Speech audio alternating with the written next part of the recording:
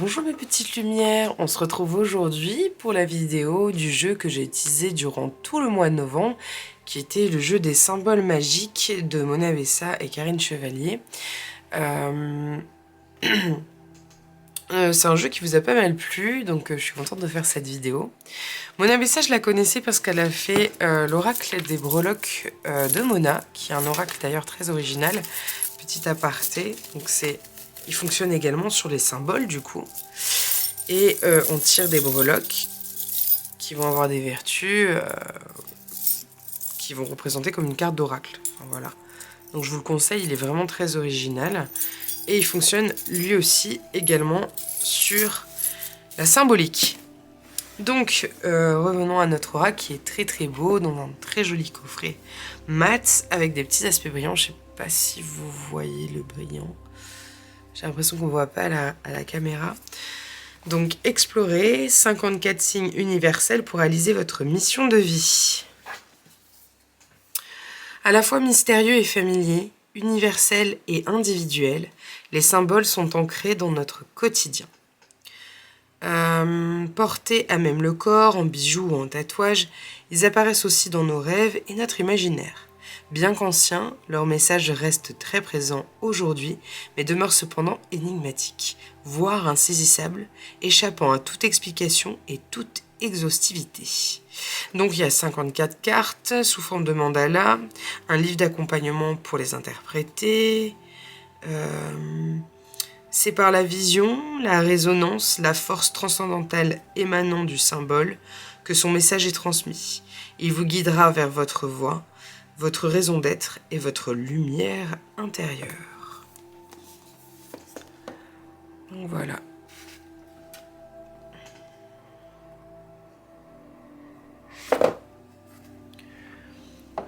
Donc dedans on retrouve le livret d'accompagnement et les cartes rondes.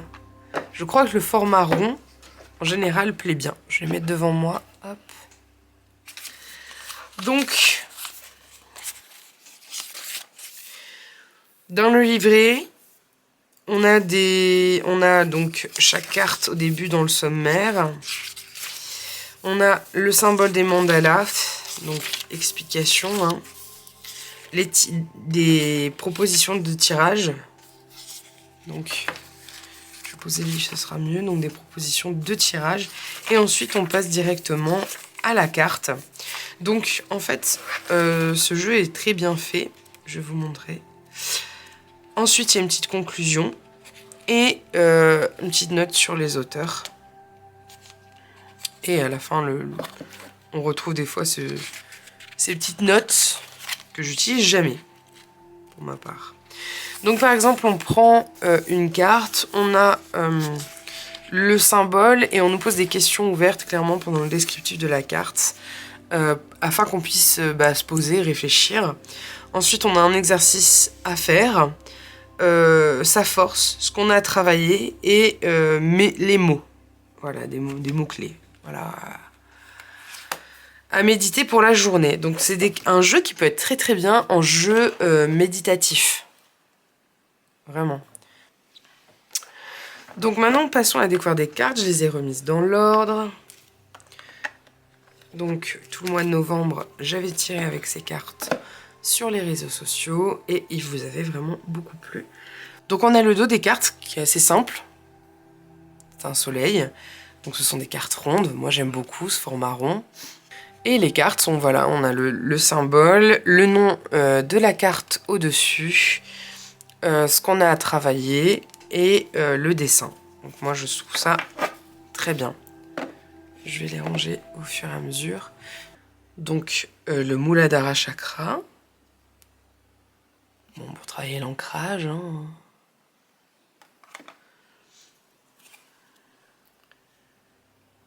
Le Svadhisthana Chakra.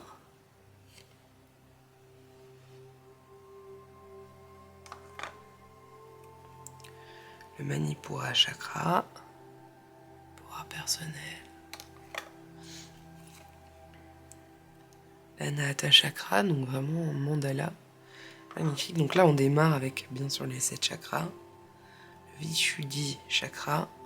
Je les prononce peut-être très mal.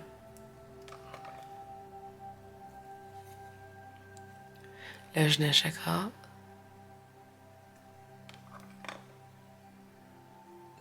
Le Sahasrara Chakra.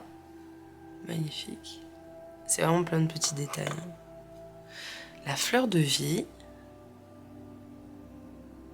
Donc il y a un symbole très puissant. Triple lune. Donc vous voyez sur les côtés de la carte, je ne sais pas si vous voyez, mais il y a plein de petites breloques pour former le mandala en fait. Magnifique. Le nœud tibétain.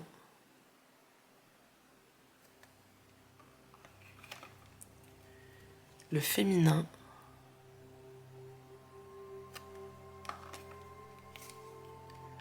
Le labyrinthe.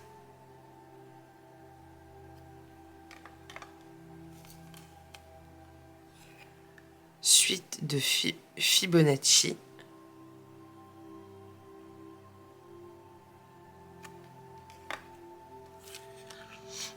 L'abeille.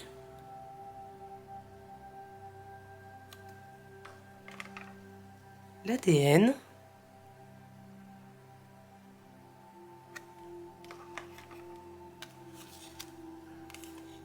Le flocon de neige.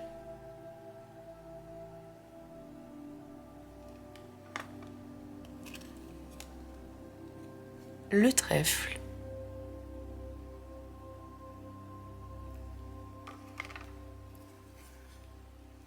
L'arbre de vie.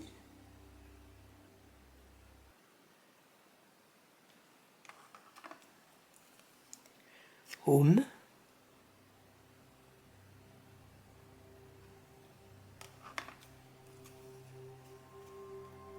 L'œuf.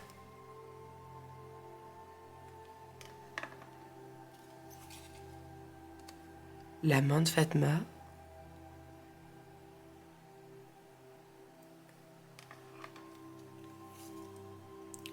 L'œil de Ré.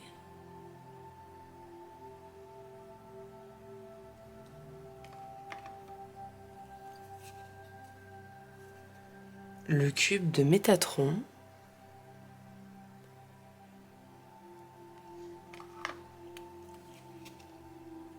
Le Triskel.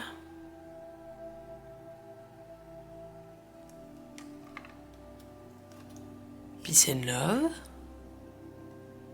Les couleurs sont très jolies, hein. Chaque fois je trouve. La clé d'Isis.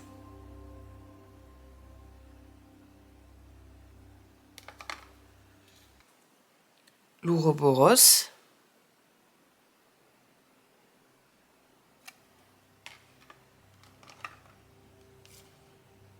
Le caducée.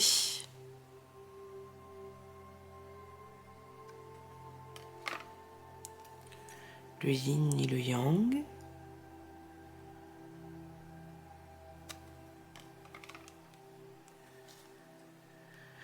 Le couple de poissons, qui est un symbole asiatique, il me semble. La coquille Saint-Jacques.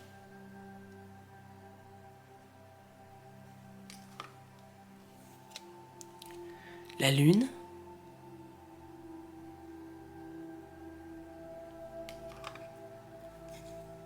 Le soleil.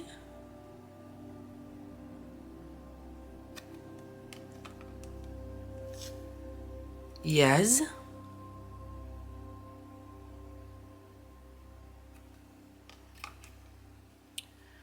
Le pentagramme.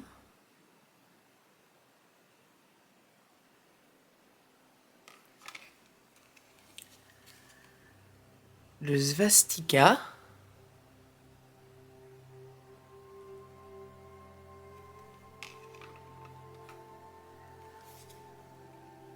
La fleur de lys.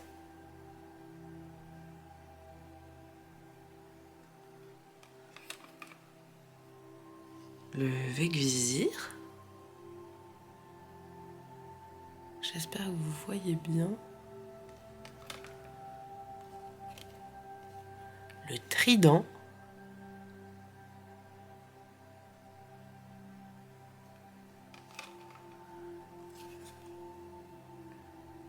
lemniscate. Lemniscate, j'espère que je le prononce bien. Qu'on connaît sous le nom de symbole infini, mais c'est ça. Son mot-clé, c'est infini, mais il s'appelle le lemniscate. Voilà, je ne savais pas, je l'ai découvert dans le jeu. La spirale.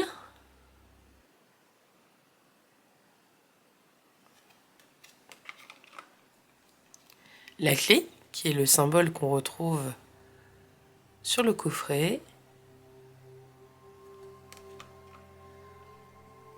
La couronne de laurier.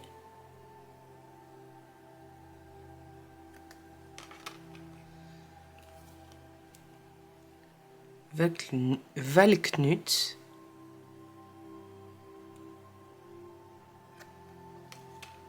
Valknut, je sais pas comment on dit.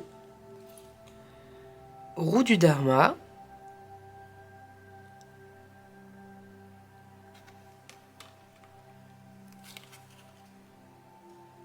Awen.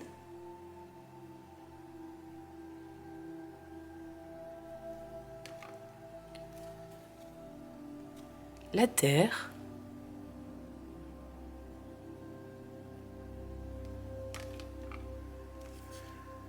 L'air. Magnifique, hein. Le feu.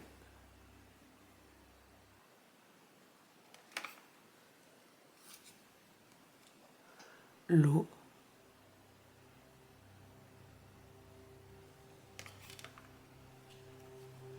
L'éther.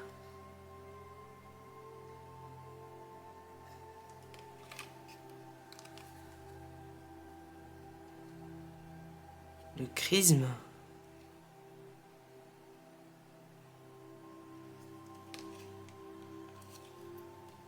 Le masculin. Et enfin, pour finir, l'équerre et compas, qui est la dernière carte du jeu. Alors j'aime beaucoup parce qu'on voit qu'il y a des cartes qui représentent différents symboles de différentes cultures, de différentes religions, enfin voilà. Donc voilà, il y en a qu'on connaît pas, il y en a qu'on connaît bien. Donc du coup voilà, j'aime beaucoup cet aspect. Alors comme à chaque fois, je vais vous proposer de tirer une carte. Vous avez été nombreux à me dire que vous aimiez beaucoup les tirages à 3 cartes où vous choisissez une carte selon votre état d'esprit. Donc c'est un peu plus long, mais je vais faire ça. Donc je bats les cartes. La première. La deuxième. Et.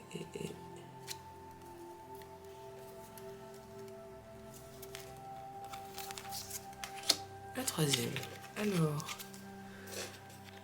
je vais dézoomer pour qu'on voit bien les 3 cartes. Et je vais vous mettre un petit symbole, vous savez quoi? Alors, je vais vous pousser un peu ça pour pas que vous ayez trop de reflets. Je vais vous mettre un petit symbole. Alors, je vais vous mettre un petit escargot. Est-ce que c'est mignon, les petits escargots?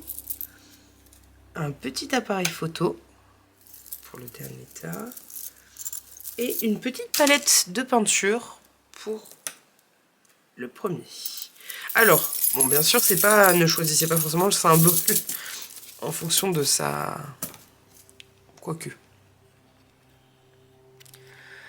Donc, je vais faire un petit zoom sur les 3 cartes. Donc, vous avez la petite palette de peinture, le petit escargot et l'appareil photo.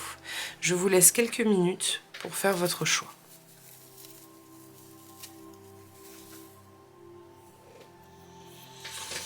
Alors posez-vous bien, respirez bien et on y va. Donc pour ceux qui ont choisi la palette, c'est la fleur de lys, donc la volonté divine. Je vous la montre d'un petit peu plus près. Je suis désolée, en termes de luminosité aujourd'hui, c'est pas top. Parce que je sais, fait cette vidéo un peu tôt le matin et du coup... C'est pas terrible. Alors, la fleur de lys, la fleur de lys. La fleur de lys est connue pour être un emblème royal de la monarchie française. Ce symbole en réfère à la religion chrétienne, au Christ, à la Vierge Marie. Les rois étaient sur le trône du droit divin, car il était considéré que Dieu les avait choisis. Telle était la volonté divine. Élue de Dieu, cette royauté s'abandonnait à sa protection. Et toi, dans ton existence, que te faut-il abandonner? N'est-il pas temps de lâcher prise? Si cette carte arrive dans ton tirage aujourd'hui, c'est pour te signifier qu'il devient nécessaire d'abandonner à la providence tes pensées limitantes. Si tu n'oses pas lâcher ce que tu possèdes aujourd'hui pour faire le grand saut dans le vide, remets tes peurs entre les mains de la volonté divine. Tu dois faire l'expérience du lâcher-prise. Il s'agit d'interroger les profondeurs viscérales de ton être. Fais confiance à l'univers, il sait ce qui est parfait pour toi. Tu peux ainsi vivre des années dans un confort tout relatif, conserver un travail alimentaire inintéressant, dénué de sens, mais te permettant de répondre aux besoins primaires. Tu as conscience qu'il ne s'agit pas de la vie au sens réjouissant et merveilleux du terme. Tu crains de lâcher ce confort, tout relatif et sécurisant. Sache que tes guides t'invitent à te choisir toi, à aller vers la vie, la vraie vie, au lieu de passer à côté d'elle. Ta mission de vie, en réalité, tu la connais déjà. Tu la portes dans ton cœur depuis si longtemps. Tu sais très bien ce que tu aimes faire. Tu sais parfaitement à quoi ressemblerait la journée parfaite si tu ne te mettais pas des barrières. Tu penses qu'une telle décision n'est pas raisonnable, que tu n'es pas capable de vivre de ta passion? Et si simplement tu osais, que risquerais-tu? De réussir peut-être, de vivre enfin la vie qui te rendait heureux, de te lever le matin pour commencer une merveilleuse journée. Donc là, je vous ai lu le descriptif de la carte et maintenant il y a les exercices, la force, le travail et les mots. Donc l'exercice commence par ne plus essayer de tout contrôler dans ta vie. Laisse une place à l'imprévu, change tes habitudes pour laisser à la providence l'opportunité de t'étonner. Donc ta force, tu sais déjà au fond de toi ce qu'est ta mission de vie, ce qui te fait vibrer, ce que tu dois travailler, tes peurs, lâcher ton univers connu. Et tes mots-clés, protection, providence et lâcher prise. Donc ça, c'était pour ceux qui avaient choisi la première carte. La deuxième carte, donc c'est le petit escargot. Donc pour ceux qui ont choisi le petit escargot, on a le Sahasrara chakra, symbole de félicité.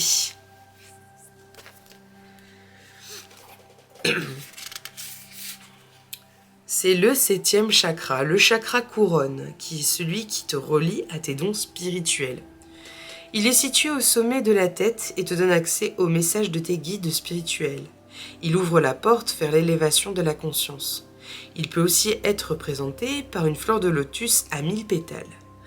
Quand cette fleur est complètement ouverte, épanouie, tu es pleinement dans la joie de vivre et l'ouverture spirituelle. Aujourd'hui, ressens-tu cette joie dans ta vie? Sens-tu tes guides accompagner tes pas sur le chemin de ta vie? Si tu tires cette carte maintenant, c'est que tu as besoin de te reconnecter à la source de ta joie intérieure. Ton état est peut-être dépressif ou anxieux.